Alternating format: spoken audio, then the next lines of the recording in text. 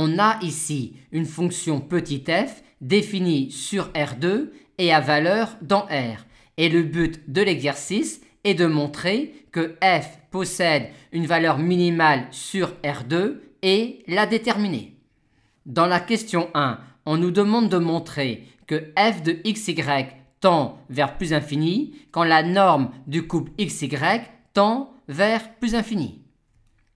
En d'autres termes, on nous demande de montrer que f de xy peut être aussi grande que l'on peut le souhaiter à condition de prendre la norme du couple xy suffisamment grande pour une norme de notre choix sur R2.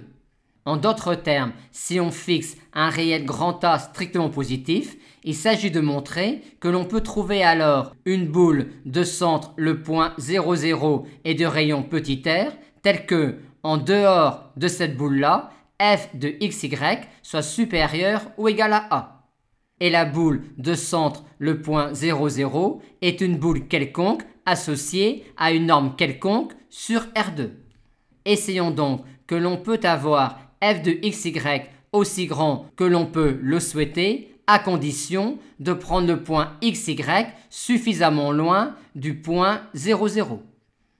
On a tout de suite que f de xy est supérieur ou égal à exponentielle de x plus y. Par conséquent, si on prend x plus y suffisamment grand, alors f de xy sera aussi grand que l'on peut le souhaiter. On a également f de xy qui est supérieur ou égal à exponentielle 3 multiplié par exponentielle moins x. Par conséquent, à condition de prendre x suffisamment négatif, on aura f de xy aussi grand que l'on peut le souhaiter.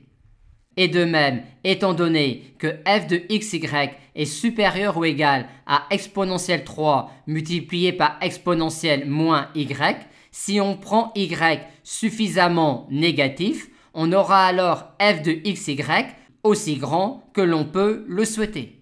Par conséquent, étant donné un réel grand A strictement positif, on peut construire un carré moins alpha alpha croix moins alpha alpha, tel que si on est en dehors de ce carré, alors f de xy est supérieur ou égal à grand A.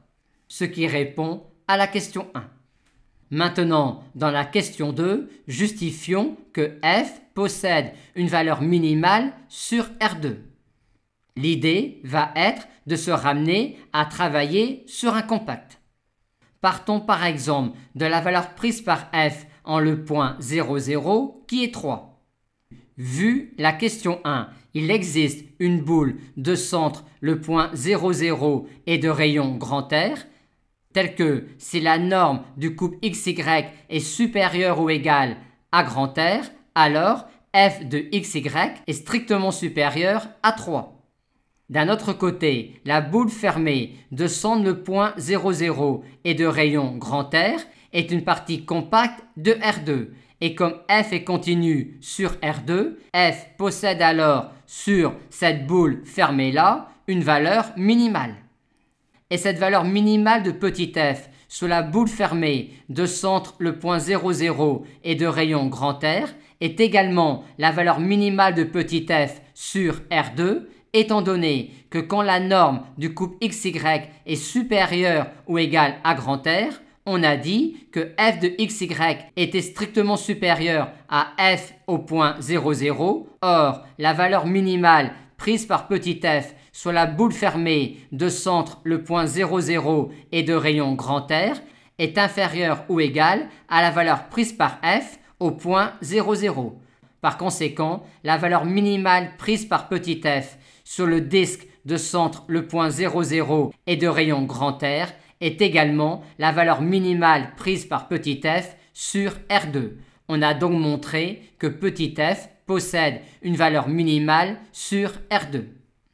Maintenant, dans la question 3, on nous demande de déterminer la valeur minimale prise par petit f sur R2 et de déterminer en quel point de R2 elle est atteinte.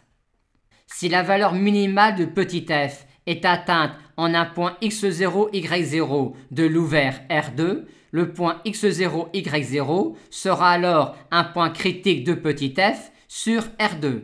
Par conséquent, f étant de classe C1 sur l'ouvert R2, on aura les dérivées partielles de petit f par rapport à x et par rapport à y qui seront nuls en ce point x0, y0.